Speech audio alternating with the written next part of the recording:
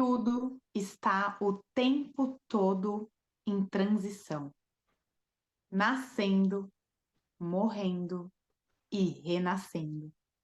E nós seguimos juntas nesse ciclo da vida. Sejam todos bem-vindos a mais um episódio Kíclios. Oi, Olá! Rê! Oiê! Sejam bem-vindos a mais uma reflexão doida nossa aqui. Fato, essa semana a gente estava aqui conversando, né? E a gente resolveu vir falar sobre os nossos papos pós-sessão. Pós-sessão, o nosso papo vira, a nossa sessão vira uma conversa depois, né?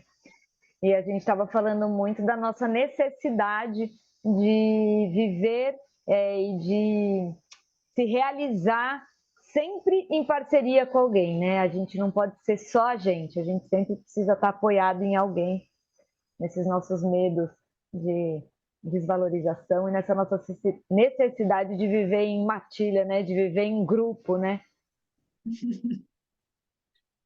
A gente busca sempre o outro para fazer algo. E quando a gente começou a refletir sobre isso, né, no nosso processo, o quanto nós podemos ser independentes, não ter a necessidade de ter o outro, sim, é importante o convívio, mas quando a gente entende que eu estou por mim, eu faço por mim, é quando a gente encontra o que dentro faz sentido para sermos quem nós somos. É um processo de identidade que não é É, fácil de encontrar. não, não é. É aquela coisa de achar a si mesmo, né? Parece simples, eu tô aqui, ó, me olhando no espelho, essa sou eu. Mas a gente não é isso aqui, né? A cara, o físico, né? A gente é muito mais. E a gente estava conversando aqui sobre alguns processos que a gente viveu hoje não, né? Essa semana. E a gente estava falando muito sobre esse caminho de se olhar, né? E assim, como a gente vai às vezes aceitando um monte de coisa pela necessidade de estar com alguém, né? Então, assim, necessidade de ter alguém do lado. Ai, mas eu quero ter alguém do lado. Eu acho que isso é uma vontade, é um desejo, mas não uma Sim. necessidade, né? E quando a gente torna a presença do outro uma necessidade, aí que o bicho pega, né? E isso, olhar para isso é tão importante, porque se a gente fica com a necessidade de ter o outro, nós não estamos conseguindo olhar para dentro do nosso coração, de estar bem com nós mesmos. Por exemplo, qual é o valor de fazer uma refeição, ir num restaurante bom sozinha, por exemplo, e escolher o prato que você quer comer e se deliciar estando com você mesmo?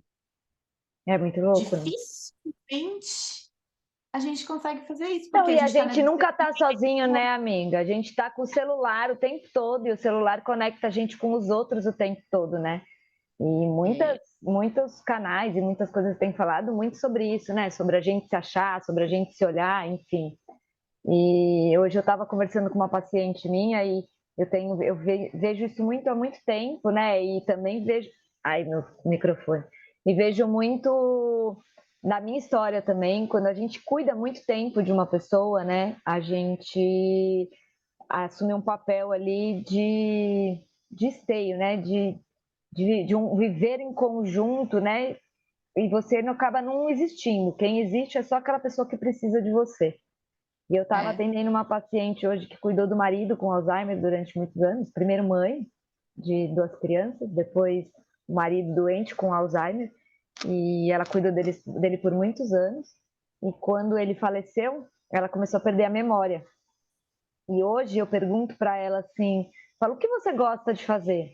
Né? Vamos buscar um objetivo, vamos buscar alguma coisa, vamos pensar, o que você mais gosta de fazer? Ela não consegue me falar. Eu falo, mas o que você olha como fazia ela quando entrou. é? Ela falou, o que você gostava de fazer quando você era criança? Ela para e fica, peraí, deixa eu pensar. E ela fica, e ela não, e você percebe no olho dela que ela tá perdida dentro dela mesma. Assim. Isso acontece quando a gente inverte até o papel, né? Quando a gente quer cuidar muito dos nossos pais, por exemplo, em diversas situações. Sim, eu sei da sua história que você precisou cuidar da sua mãe, Sim, por sim. exemplo, doente, né? Mas quando a gente, quando nem é esse o papel de cuidar da mãe, mas doente, porque ela estava enferma, mas cuidar de sempre trocar de lugar, né? Então quero cuidar da minha mãe porque eu tenho a necessidade de inconsciente de cuidar dela por medo de perda ou por ser aceita, cada um com o seu medo Sim. inconsciente. Inverte esse papel e aí quando você identifica que você precisa voltar para o seu lugar de filha e quando você toma essa posição, você não sabe qual é a sua identidade, Você pira, você não né? se Você acha. pira, E eu Então, o que eu tenho. faço agora? E você falou disso, eu vi esses dias um post aí, sei lá, em algum lugar, falando sobre assim, que quando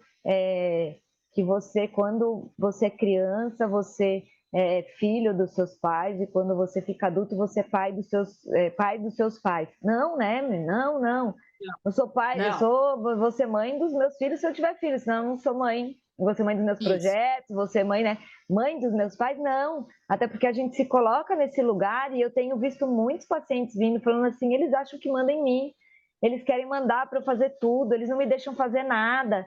Isso Nossa, é incomoda muito e duro. adoece os outros, né, amiga? Essa E, necessidade de dominar a vida do outro, de tem que estar perto, tenho que estar no controle de tudo, adoece o nossa, isso é outro, muito além da ruim. gente, né? É, é. E estar no controle de tudo, né? É Oxi, impossível. na verdade, nós não estamos no Porque controle de nada, no caso. é isso. Quando você acha que está no controle de alguma coisa, é quando você entende que não está no controle de nada, que aquilo muda porque precisa mudar, porque não é assim. Gente, a gente não tem controle de nada. A gente, A gente inclusive, tava pode. falando, né, Fá? Da, da laranja, que eu falei no episódio passado, que a gente só dá risada da metade da laranja. Mas que eu falei, amiga, a gente tava aqui, né? Vamos fazer um projeto assim, vamos fazer um projeto assado, pirando aqui. E eu falei, amiga, a gente tem que lembrar que a gente, cada uma é uma laranja. A gente vai ler metade de nada.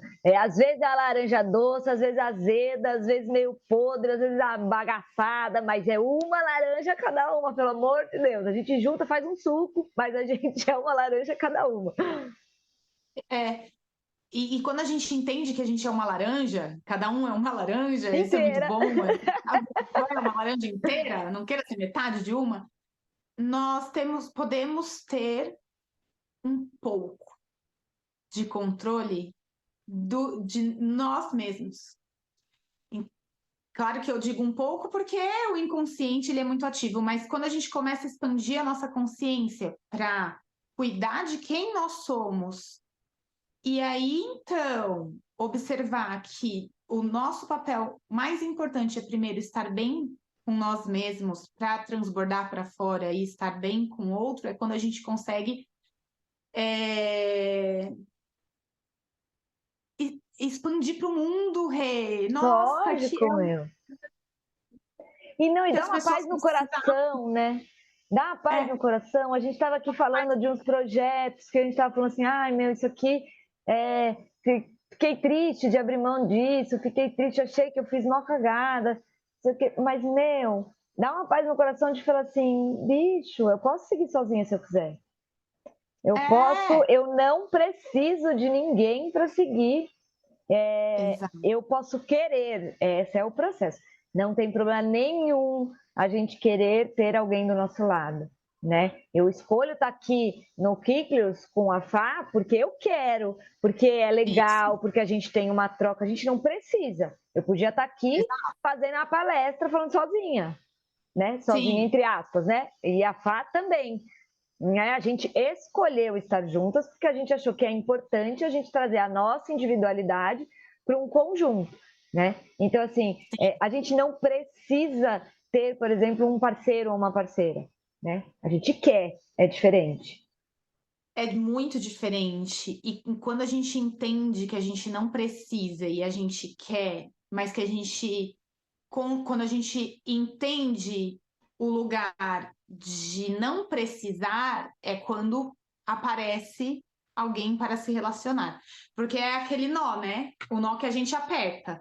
Eu quero muito, eu quero muito, eu quero muito, eu vou apertando o nó, por quê? Porque eu ainda não consegui olhar para dentro e entender que enquanto eu não me amar, enquanto eu não me aceitar, enquanto eu não gostar de estar comigo mesmo, em uma refeição prazerosa, em um restaurante feliz que eu escolhi ali sozinha e bem comigo mesma, como que o outro vai estar bem com você? Como que vai aparecer alguém preparado para aceitar quem você é, sendo que você não está se aceitando? Se você não está entendendo quem você é.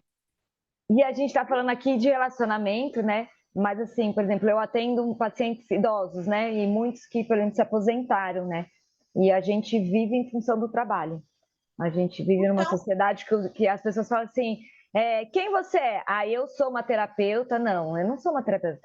Terapeuta é o que eu faço, não é o que eu sou, sim, né? sim. E aí, quando você se aposenta, você não é mais nada, porque você não trabalha mais com aquilo. Então, quem que me fala sobre você? Ah, eu sou professora, ah, eu sou médico. Não, você não é. É o que você faz, é o seu ofício, mas não é o que você é, né? E as pessoas começam a perder a memória, as pessoas ficam doentes, as pessoas ficam deprimidas, porque elas não sabem mais quem elas são. E aí, aos 70, 60, 80 anos, ela precisa descobrir quem ela é. E aí, lascou, né? Porque quanta coisa Nossa, ficou lá para trás, né? E aí eu estava, a, inclusive, falando, eu falei, como a gente não se prepara para parar, né, Fá? a importância de parar e olhar para si, ela é tão grande e ninguém para fazer isso, ninguém se olha, ninguém para se perceber como que eu estou, né? Como que eu me relaciono com a Renata, qual é como que é essa nossa relação? Vamos colocar nós duas aqui, né, Rê? Sim, Eu dependo de você para o meu profissional ou eu estou com você para agregar o meu profissional? É isso que as pessoas precisam começar a se atentar. exatamente. Eu tenho os relacionamentos, eles dependem para viver ou para agregar, independente de qual seja, amoroso, amizade, De trabalho, de pai, de família, filho, X. X.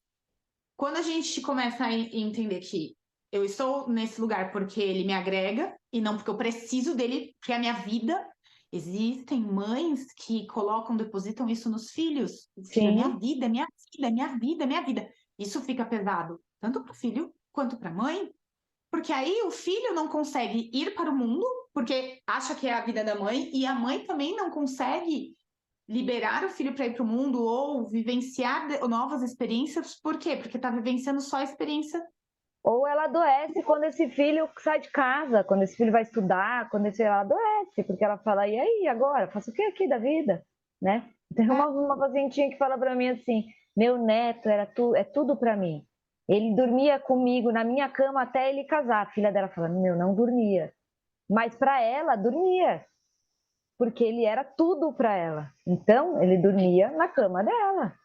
Ela levava ele para dormir com ela todos os dias. Olha a dependência disso.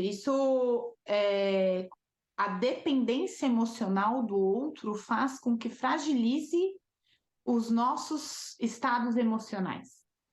Tem uma paciente minha que ela passou por diversas perdas esse ano.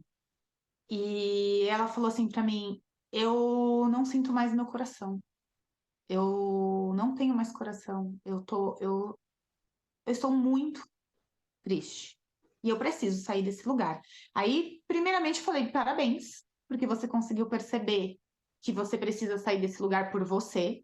E agora você precisa acolher o seu coração e entender que o seu coração é uma pedra preciosa que você vai lapidar para amar a si mesma e colocar ele de volta.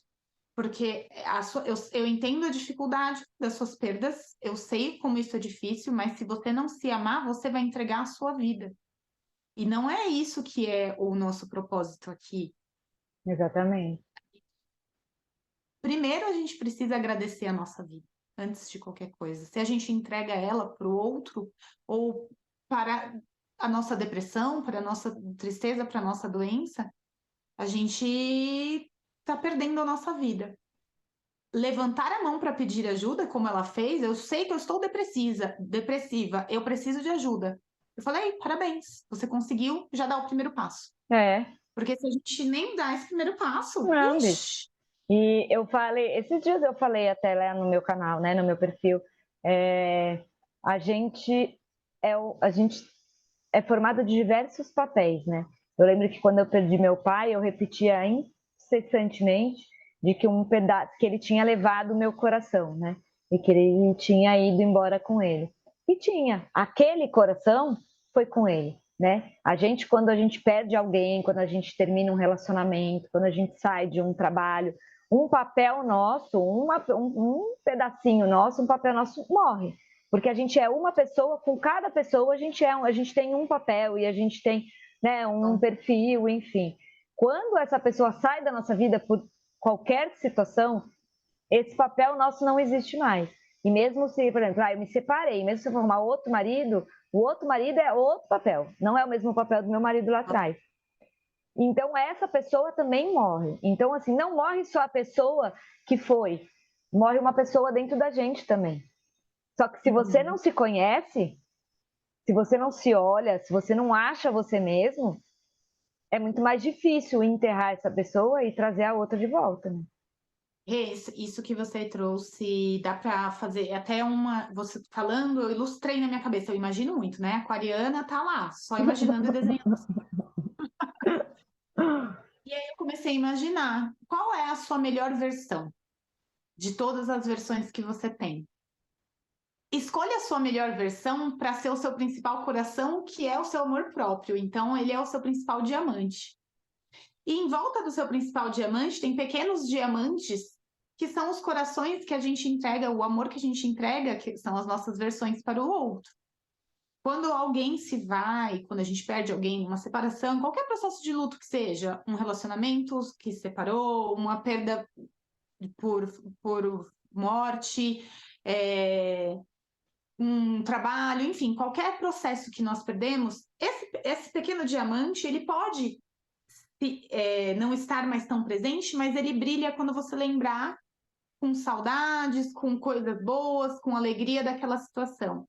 E você pode não ter ele apagado também, mas o seu principal diamante, que é a sua principal versão, ele precisa sempre estar lapidado para brilhar por você. E quando a gente não é a gente, né? A gente não tem esse, né? Esse pedacinho vivo aqui dentro da gente, né? Quando a gente perde algum outro pedaço, a gente se sente desvalorizado, a gente se sente perdido, a gente se desespera, porque assim, né? Levou comigo, me levou embora e eu faço o que agora, né? E isso pode ser, inclusive, as expectativas que a gente cria, né? As expectativas que a gente cria para um filho, as expectativas que a gente cria para a gente mesmo. Então, eu tenho expectativa que meu filho seja assim, assim, assado. Ele saiu, não é aquilo que eu achei que ele tinha que ser. Primeiro que isso já faz parte de um luto, porque você criou uma pessoa na sua cabeça que nem existia, né? E com sonhos seus, com expectativas suas, que não, né? Um relacionamento mesmo, a gente cria expectativas primeiro nossas. A gente pode dividir o tempo todo, mas sempre vão ter expectativas separadas, individuais, né? E quando elas não são atingidas, elas também fazem parte de enterrar essa expectativa e falar, tá bom, agora eu vou para onde, né? Eu enterro esse relacionamento, ou eu vou para frente, né?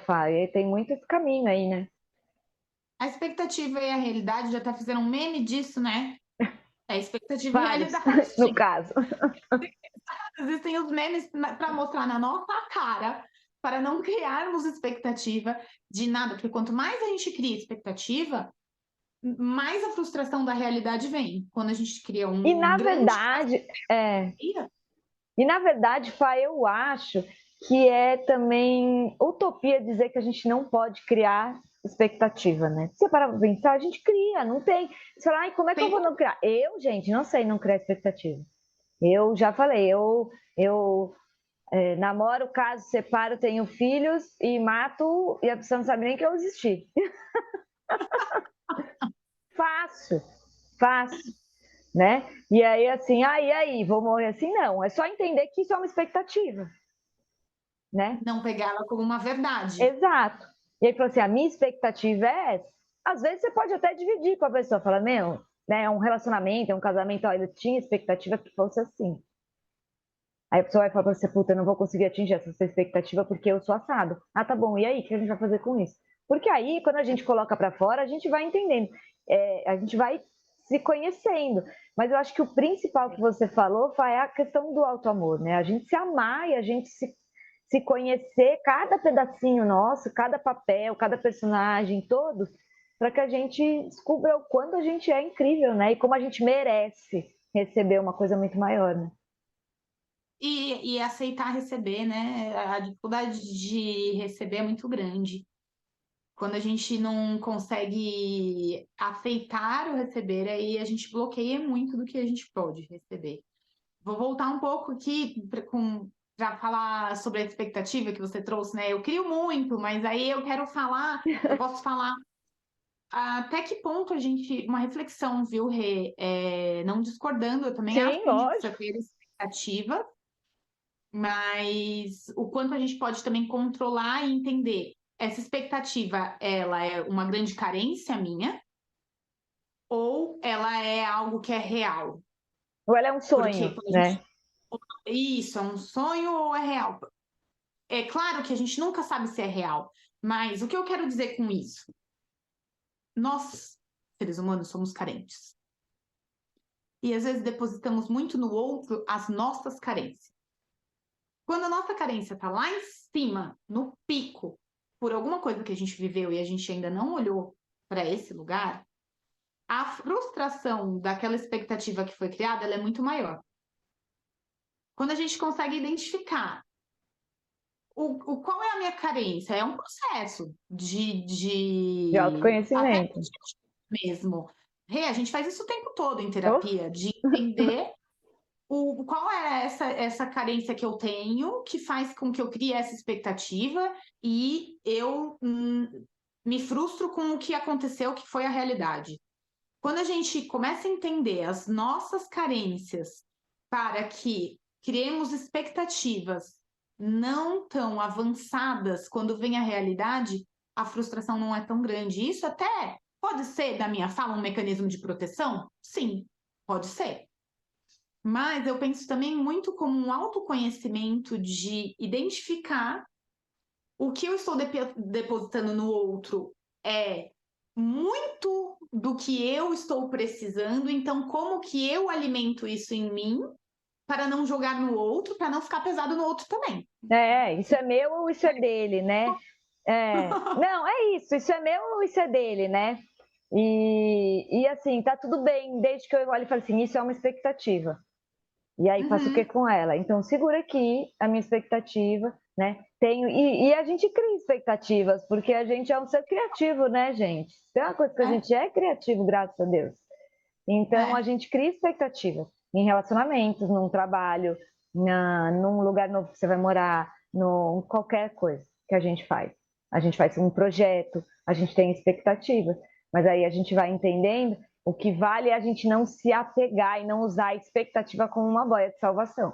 A expectativa, ela é ali, ó, umas estrelinhas que ficam nadando. Algumas dá para pegar, outras elas vão embora e você nem vai ver, né? A gente tem que ter esse. É fácil? Não! Dá para fazer? Dá! Como? Pedindo ajuda, né? Aqui é meio redundante essa parada de pedir ajuda, né? Mas, Ciclo, né, gente? e aí, falando em ciclo, na vida vão acontecer 855 mil vezes situações que te tragam a mesma mensagem para que você entenda aonde está a sua expectativa, aonde está a realidade e para o que você precisa olhar. E conforme Para se achar. conforme você vai se cuidando, você vai se achando mais rápido. Não quer dizer que você não vai passar por situações difíceis, não quer dizer que não vai dar meleca.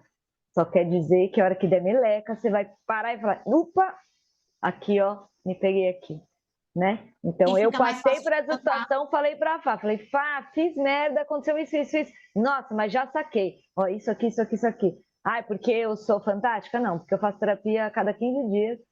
E É. aqui a cada 15 dias, mas assim, nesse meio do caminho, é mensagem, meu, aconteceu isso, aconteceu aquilo. Porque é isso, porque a gente precisa de alguém de fora para falar com a gente sozinho não resolve nada. Não, a gente fica no ponto cego e não consegue enxergar o que está acontecendo. Com o tempo, a gente consegue fazer uma autoanálise, que nem você trouxe. Ah, meu, fiz merda, criei uma expectativa, criei algo que não é uma verdade, veio a realidade, já entendi o que aconteceu, e aí a queda aconteceu, mas você se levantou mais rápido. Exato. Se a gente não tem esse olhar, a queda acontece e você fica lá no chão. Como que você vai se levantar? Se você não tem essa força, demora, demora, demora. Porque existem pessoas que demoram, em um processo de separação, às vezes, demoram 2, 3 anos para aceitar aquele processo de separação. O quanto isso é saudável para si. Eu fico refletindo, E aceitar, porque né, Pá, o processo de separação não é de ficar negando e falar, ai, não quero me separar. Mas assim, às vezes a gente se mete, enfia a cara no trabalho e enche de trabalho que você não tem hora nem para olhar para você, você não tem hora para fazer nada, você só trabalha, só trabalha, só trabalha. Ou você. É, é uma fuga, porque você não está com coragem de olhar para se achar, para ser melhor por você. É claro que é difícil, é desafiadora essa situação, mas entregar de, o que é seu, assim, e abandonar simplesmente, e se esquecer, a vida fica sem brilho, rei, a gente não pode deixar acontecer isso não, porque somos luz, né? Temos muita luz para trazer, e cada um tem a sua importância no mundo, para o outro, para si.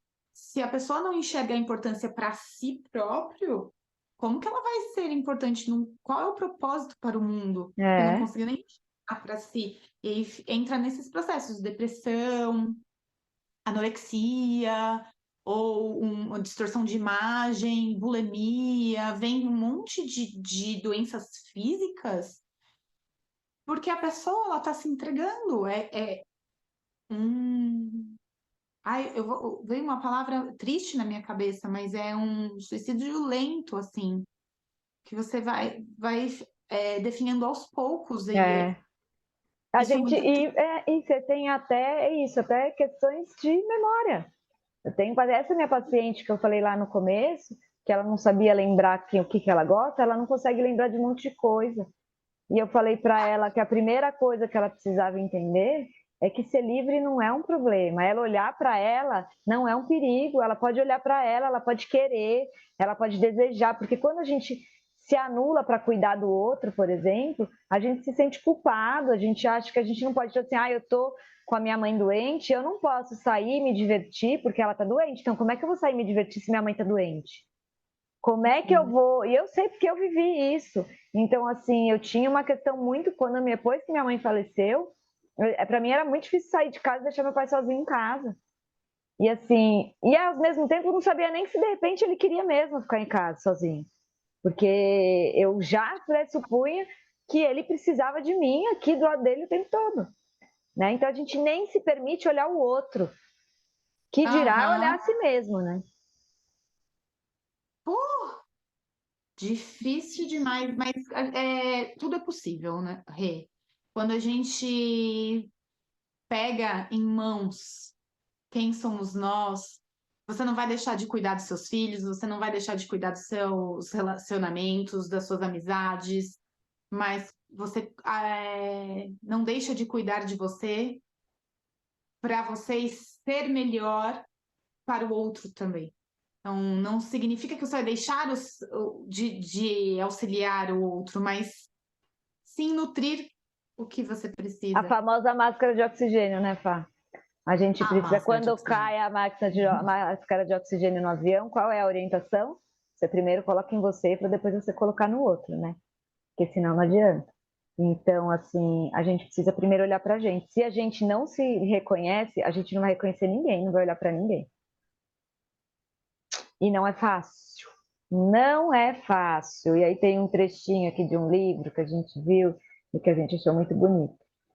Não há caminhos fáceis quando decidimos voltar para casa, mas ouça a intuição.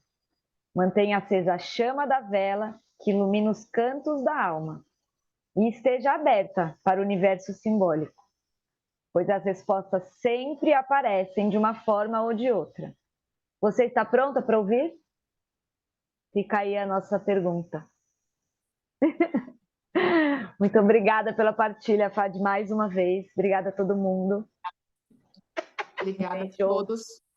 Beijos, fiquem com Deus.